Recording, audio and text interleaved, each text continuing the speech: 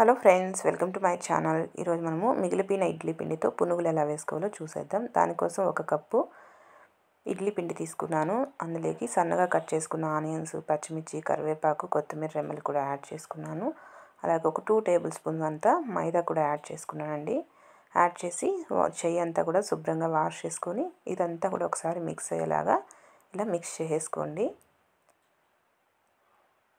ఈ విధంగా ఒకసారి మిక్స్ చేసుకున్న తర్వాత ఇందులోకి మీకు ఇలా గట్టిగా అనిపిస్తే లైట్గా వాటర్ని యాడ్ చేసుకొని మిక్స్ చేసుకోండి. ఇలా మిక్స్ చేసుకొని ఇందులోకి రుచికి సరిపడా సాల్ట్, ఒక చిటికెడు వంట సోడా, ఒక 1/2 టేబుల్ స్పూన్ అంతా జీలకర్రని కూడా యాడ్ చేసుకుందాం.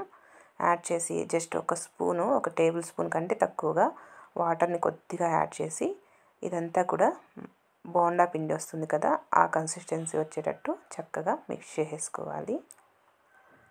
ఈ విధంగా మొత్తం కూడా బాగా కలిసేలాగా మిక్స్ చేసుకుందాం. చాలా రుచిగా ఉంటాయండి. బయట మనకి బండి మీద దొరికే పునుగుల్లాగానే వస్తాయి. ఈవినింగ్ స్నాక్గా, మార్నింగ్ టిఫిన్గా చాలా బాగుంటాయి. చూసారుగా, ఈ విధంగా ఈ కన్సిస్టెన్సీ ఉంటే మనకి పర్ఫెక్ట్గా సరిపోతుంది. ఇప్పుడు వీటిని ప్రిపేర్ చేసుకోవడం ఎలానో చూసేద్దాం.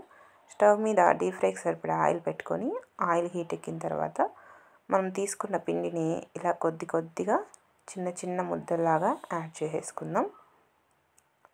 మరి పెద్దవి యాడ్ చేయొద్దండి, లోపలంతా కూడా పచ్చిగానే ఉంటుంది. దానికోసమని చిన్నగా ఇలా యాడ్ చేసుకుందాము.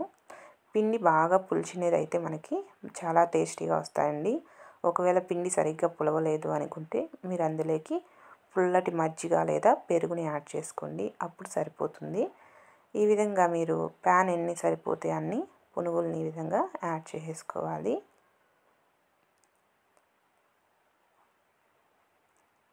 ఈ విధంగా ప్యాన్ ఎన్ని సరిపోతే అన్ని పునుగుల్ని యాడ్ చేసుకొని 2 సైడ్స్ తిప్పుకుంటూ చక్కగా ఫ్రై చేసుకోవాలి. మంచి కలర్ వచ్చేంత వరకు ఫ్రై చేసుకోండి, అప్పుడే మనకి పర్ఫెక్ట్గా రెడీ అయిపోతాయి.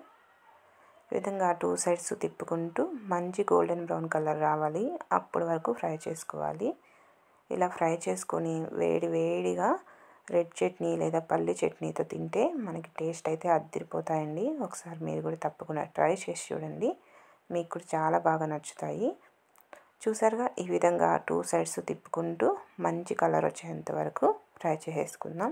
ఈ విధంగా మంచి కలర్ వచ్చిన తర్వాత ఈ మొత్తం కూడా తీసేసుకొని సపరేట్ బౌల్లోకి యాడ్ చేసుకొని సర్వ్ చేసుకుంటే ఎంతో టేస్టీ అయినటువంటి పునుగులు మనకి రెడీ అయిపోతాయండి.